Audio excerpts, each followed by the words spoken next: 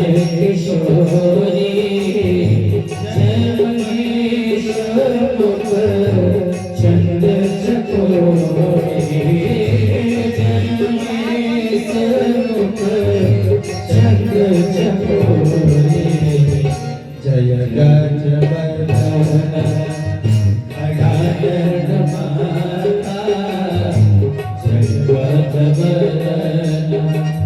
अडारण माता जगत जननी गाता जगत जननी गाता। खूब बढ़िया चार चौपाइयों में भगवती का प्रार्थना किया और कहा मन में कि ये जो छवि हृदय में बसी है वो आजीवन हृदय में बसी रहे भगवती ऐसी। अर्थात राम ही पति के रूप में मिले, क्योंकि हे देवी आपके चरणों की सेवा करके सारे देवी देवता प्रसन्न नर मुनि सब सुखी रहते हैं। देवी पूज पद कमल तुम्हारे सुर नर मुनि सब होई सुखारे। मैं भी उसी चरणों की वंदना कर रही हूँ। भगवान गुरु जी के पास आते हैं, पुनः सब पूजन पाठ करते हैं। इधर सतानंद जी ने कहा कि जाइए, अब सबको जनक जी ने कहा सतानंद जी से जाइए और सबको बुला दीजिए कि जिस कार्य के उद्देश्य के लिए सब आए हैं उस कार्य की तरफ हम लोग बढ़े। सारे राजा महाराजा उस धनुष यज्ञ के मध्य में जो महापांडाल था उस मंडप मध्य में बैठ गए और उसी मध्य में श्रीधे हमारे रघुनंदन श्री राम जी भी पहुंच गए। और अब जब राम जी पहुंचते हैं सभी लोग देख करके प्रसन्न हो जाते हैं। सभी लोग मैंने जो राम जी के थे वो देख करके प्रसन्न हो जाते हैं। जिनके रही भावना जैसी जिनकी रही भावना जैसी जिनके रही भावना जैसी जिनके रही भावना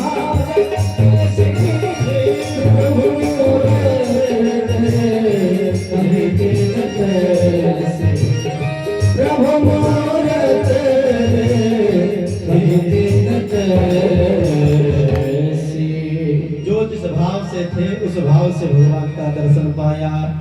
जो राजा थे उनको कोई बहुत बड़ा रणभूमि में जैसे लोकाभिराम रणधीरम जो वीर राजा थे उनको भगवान वीर दिखे। जो कुटिल थे वो भगवान को देखे तो लगा कि भक्त उनका काल ही आकर के वहां बैठा।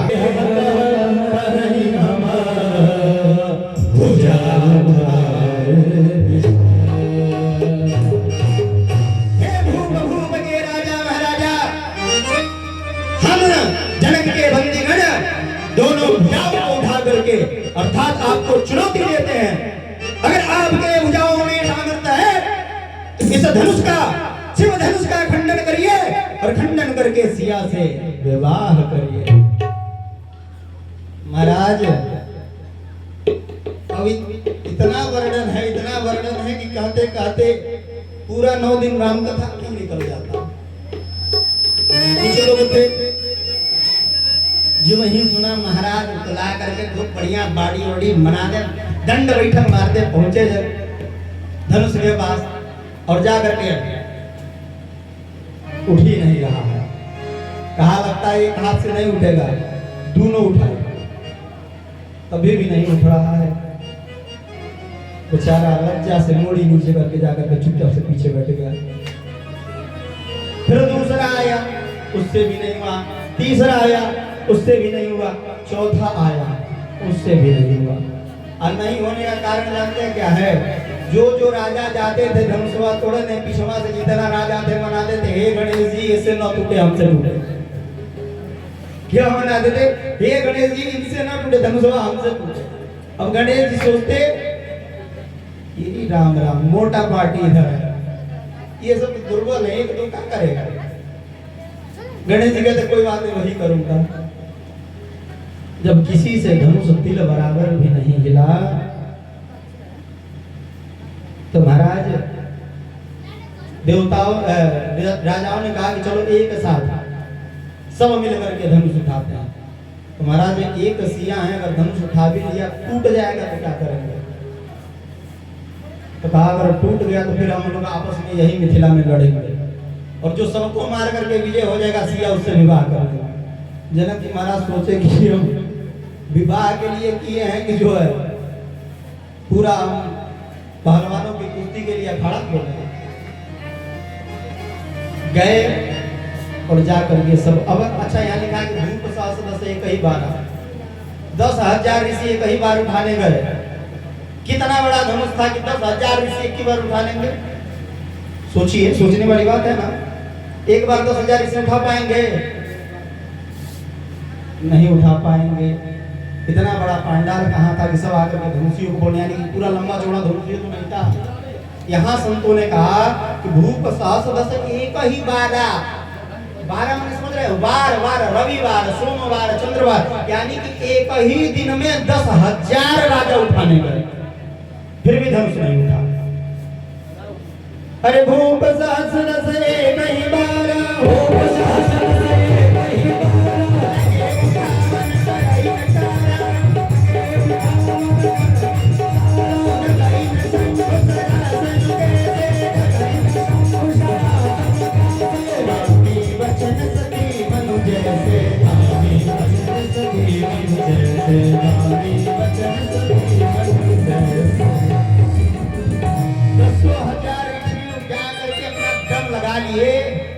लेकिन धनुष उठा कौन पूछे, तिल बराबर हिला भी नहीं। गोस्वामी जी पूछते हैं, कहते हैं कैसे नहीं हिला?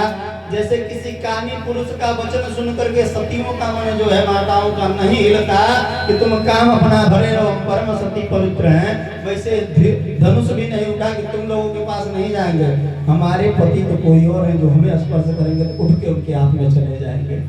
बोलिए जय सिया राम। महाराज जनक जी को बड़ा कष्ट हुआ, कहे कि मैंने बहुत गलत किया, ये स्वयंवर ही मुझे नहीं रखना चाहिए था, मैंने ये स्वयंवर रख के बड़ा ही अपराध कर दिया। तजहु आस निज निज गृह जाओ, लिखा न विधि वैदे विवाहो। आप लोग आस छोड़ दीजिए, राजा आप जाइए घर। लगता है मेरे सिया के ललाट में विधाता ने विवाह लिखा ही नहीं। महाराज जनक जी ने कहते कहते यहां तक कह दिया कि जो जनते बिनु भट्ट हुए भाई तो पुन करी हो तो ना साई। अगर मैं ये जानता कि ये धरती वीरों से हीन है तो मैं ऐसा निर्णय लेता ही नहीं। अब महाराज जब जनक जी ने ये किया, ये कहा, तो राम जी के सतमा को छोटे भाई साहब थे, माँ खे लखन कुटिल भई भाव ऐसे तिरछे जनक जी को देखे और कहे, जनक जी रघुवंशन में जहाँ कम होई नहीं समाज अहस कहा न कोई। जहाँ रघुवंशियों में से एक भी कोई हो, ऐसी भाषा शोभा नहीं देती।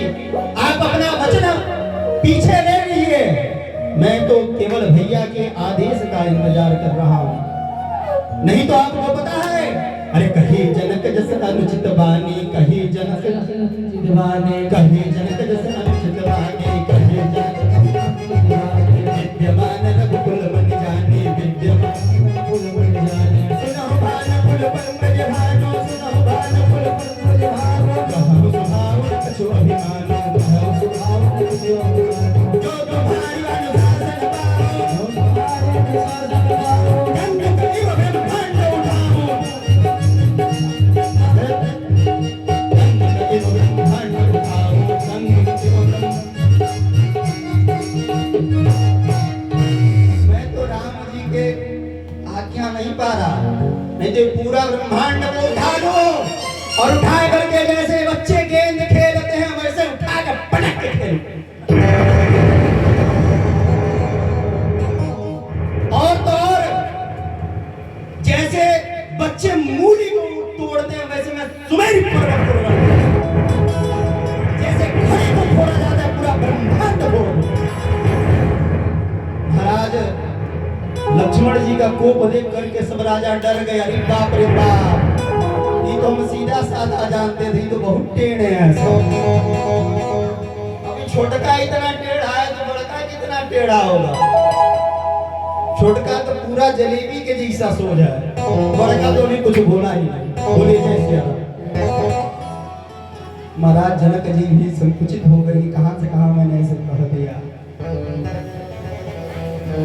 राम जी ने धीरे से लक्ष्मण को बैठा, बैठ जाओ, अभी अपना नंबर आया नहीं। विश्वामित्र समय शुभ जानी,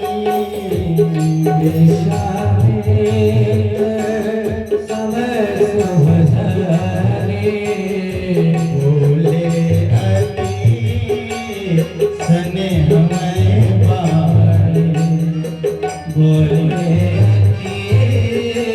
स्नेह में बाणी।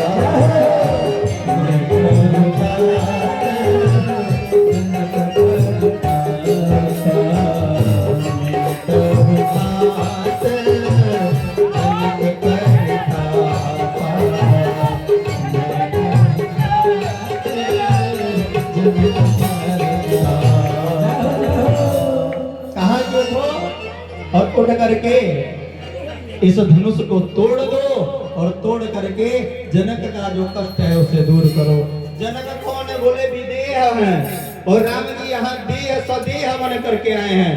मैं आपसे एक निवेदन करूं, सुनो जनकपुर वाले, मिथिला वाले, विदेह जैसे विद्वान ज्ञानी को भी जब कष्ट होता है तो राम जी ही हमारे हैं जो सदेह होकर उस कष्ट को दूर कर देते हैं।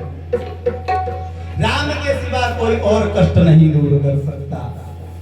राम जी सहज उठे, सब उठे तो अकुलाई के बॉडी बना करके सपाट मार के दंड बैठक करके गए, लेकिन राम जी सीधे चले गए। गुरु प्रणाम मन ही मन किन्ना, जाते हैं गुरुदेव को प्रणाम करते हैं, अपने आराध्य भगवान सूर्य को प्रणाम करते हैं, माता पिता को प्रणाम करते हैं। जब भगवान धनुष के करीब पहुंचे तो जितने देवता जितने राजा मना रहे थे कि हमसे न टूटे, इससे न टूटे, इससे न टूटे, सब मनाने लगे, हे गणेश जी इनसे मत तोड़िएगा, ये लड़का तोड़ देगा तो हमारा बेइज्जती हो जाएगा। कुछ सोच रहे, हाँ हमसे नहीं टूटा तो 90 लाख 26 लाख छोरा इससे टूटेगा। लेकिन जनकपुर वाले क्या कह रहे हैं? हे गणेश जी, हे गौरी मैया, हे विधाता ब्रह्मा, अगर आप हमारे सुकृत का कोई पुण्य, उस पुण्य का कोई फल देना चाहते हैं तो बस इतना ही करिए कि धनुष राम जी तोड़ दें। और धनुष जब राम जी तोड़ देंगे तो सिया जी से विवाह हो जाएगा, और सिया जी से विवाह हो जाएगा तो कभी आते जाते रहेंगे, तो आते जाते इनको देख करके हम भी कृतकृत्य हो जाया करेंगे। महाराज सिया जी अलगे मना रही हैं, हे गौरी मैया, हे गणेश भगवान, अगर हमारे सेवा का पूजा का आप फल देना चाहते हैं तो इतना ही दे दीजिए कि जो चाह रहे हैं ना, ये धनुष उठा ले, धनुष तोड़ ले, मैं इनसे विवाह कर लूं। आज जो धनुष का भार है कि जितने दुष्ट राजा बैठे उनके सर पे चला जाए। भगवान शिव का धनुष है और सीता राम जी के उपासक भगवान शिव है। शिव जी ने सोचा कि अब तक तो मेरी मैया भगवती सीता ने नहीं कहा था कि आप धनुष उठा लें किसी को, अभी तो सीता जी ने निवेदन किया है, आज्ञा दिया है, धनुष हल्का हो गए और भगवान गए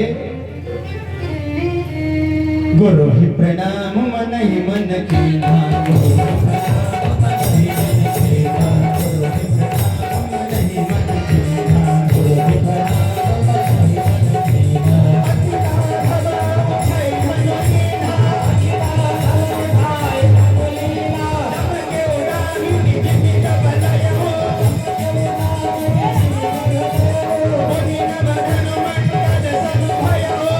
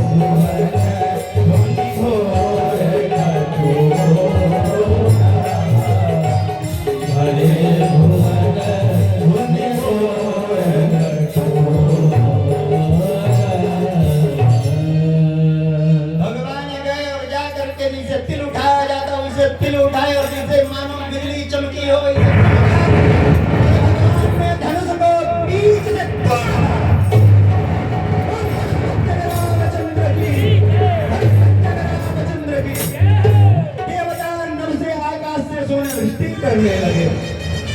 सारे जग गुणवासी हर्षित हो गए, सब मंगल गाने लगे, सारे वाद्य बजने लगे, ध्वनि संगत ध्वनि होने लगे और सब राम के जय जयकार करके बोलिए श्याम रामचंद्र हनुमान रघुनाथ की, हनुमान रघुनाथ की। हरे भुवन भोर कठोर नव रवि बाजित जी मारुग चले चिक्कर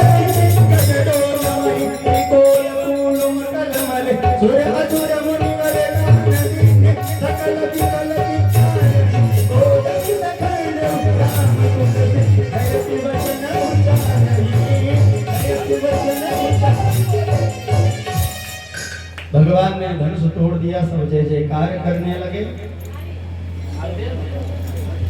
इसके बाद भगवती सिया आती हैं, राम जी को वरमाला पहनाती हैं, जनकपुर से पाती जाती है